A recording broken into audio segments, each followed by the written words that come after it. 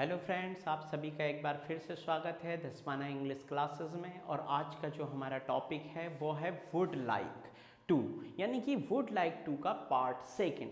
पिछले पार्ट में मैंने आपको बताया था कि would like two plus verb की फर्स्ट फॉर्म, और इसमें मैं आपको बताऊंगा वुड लाइक प्लस पर्सन्स या सब्जेक्ट आएगा और उसके बाद टू का प्रयोग होगा। ठीक है, फिर वर्ब की फर्स्ट फॉर्म होगी, यानी कि थोड़ा सा अलग है।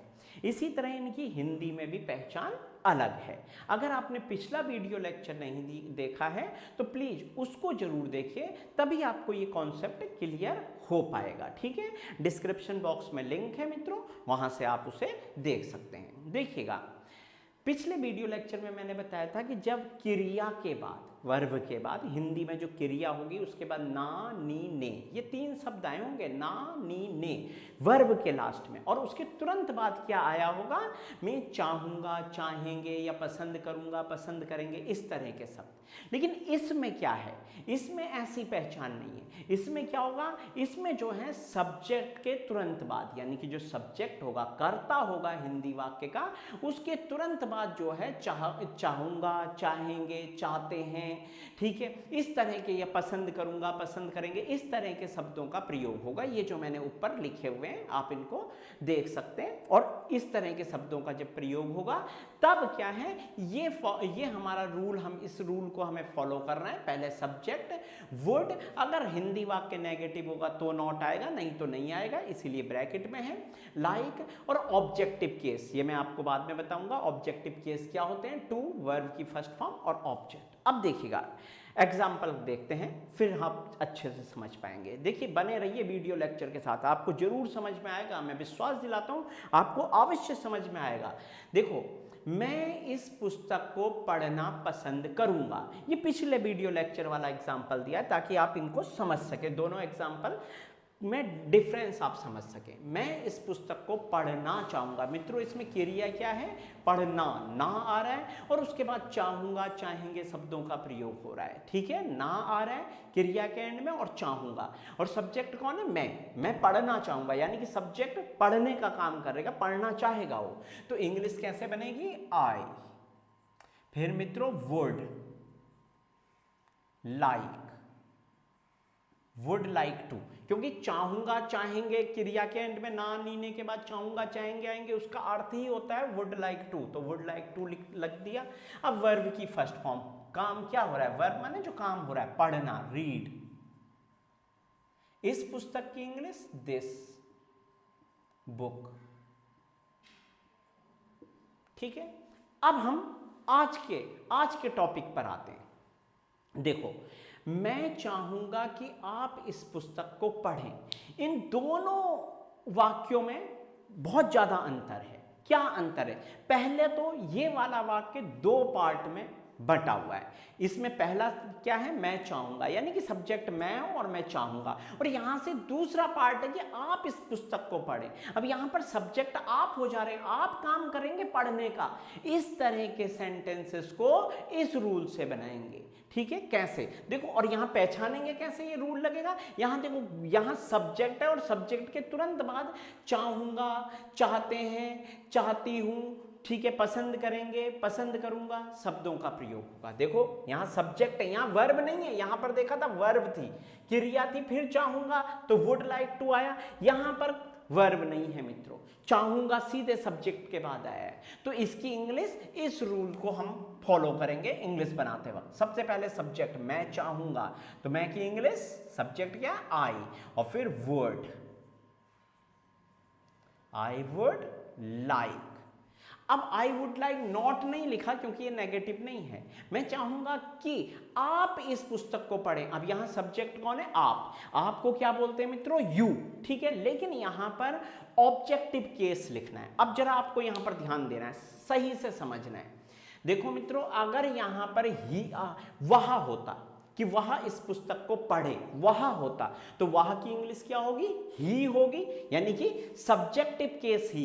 लेकिन इसमें सब्जेक्टिव केस नहीं लिखते हैं, इसमें इसका ऑब्जेक्टिव केस लिखते हैं। तो ही का ऑब्जेक्टिव केस क्या होगा, हिम होगा। ठीक है, तो यहां अगर वहा होता तो ही नहीं लिखते, यहां पर हम क्या लिखते, हिम लिखते। अगर यहां पर वे होता, हिंदी में वे इस पुस्तक को पढ़े, तो वे की इंग्लिश क्या होती है, दे। ठीक है, दे होगा, लेकिन हमें दे नहीं लिखना था, इसका ऑब्जेक्टिव केस लिखना था देम।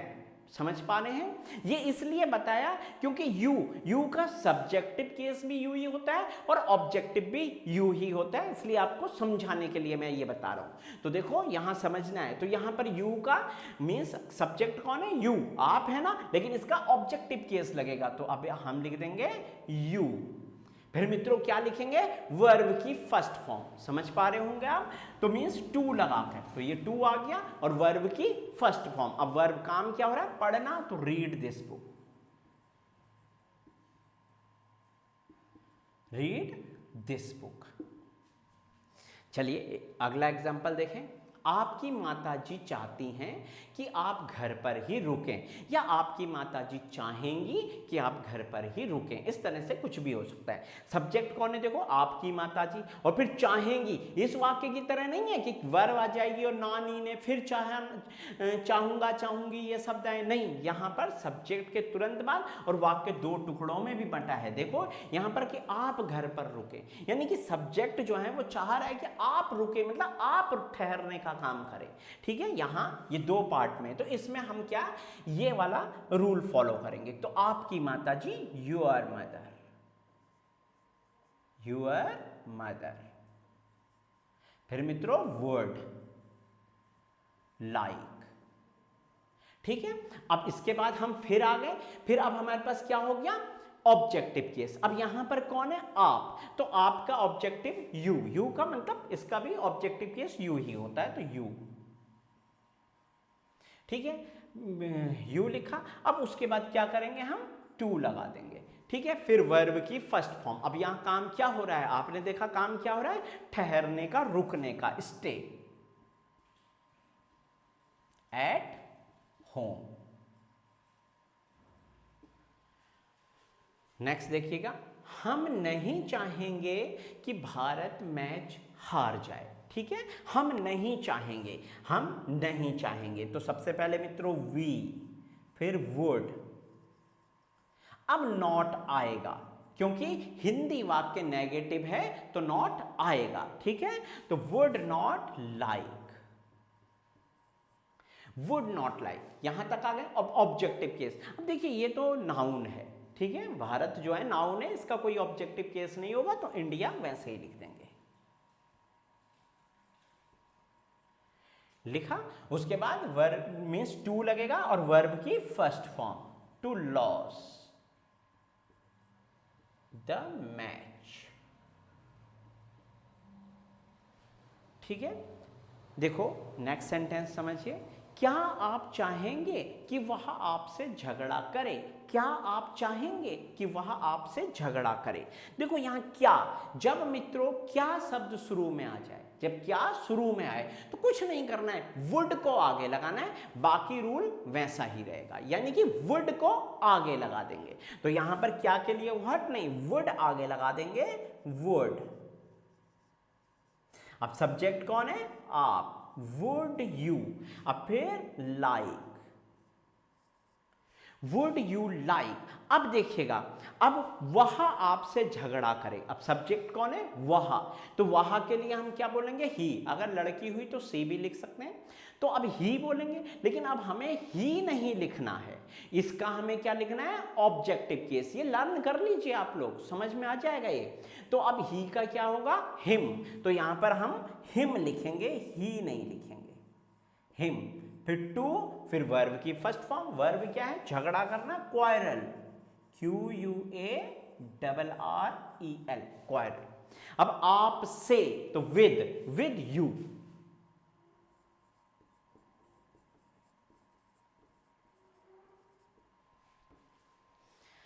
नेक्स्ट सेंटेंस देखिए, क्या वह पसंद करेगा कि हम उसकी मदद करें, मतलब क्या वो चाहेगा, क्या वो पसंद करेगा कि हम उसकी मदद करें, क्या वह चाहेगा। यहां पर वर्ब खुद ही है ये पसंद करना, तो देखिएगा क्या, क्या के लिए हम लोग वुड आगे लिखेंगे मित्रों, वुड, सब्जेक्ट कौन है, ही, वुड ही लाइक अब उसके बाद देखिए, अब क्या है, हम, सब्जेक्ट कौन है, हम उसकी मदद करें, यानी कि हम काम करेंगे, हम के लिए क्या बोलते हैं, वी। लेकिन अब यहां वी नहीं लिखेंगे क्योंकि इसका ऑब्जेक्टिव केस क्या है, अस, तो हमें यहां लिखना है अस, फिर टू, ठीक है, वर्ब, वर्ब की फर्स्ट फॉर्म, काम क्या हो रहा है, मदद करना, तो हेल्प, और उसकी तो हिम, अगर लड़की हुई तो हर, ठीक है।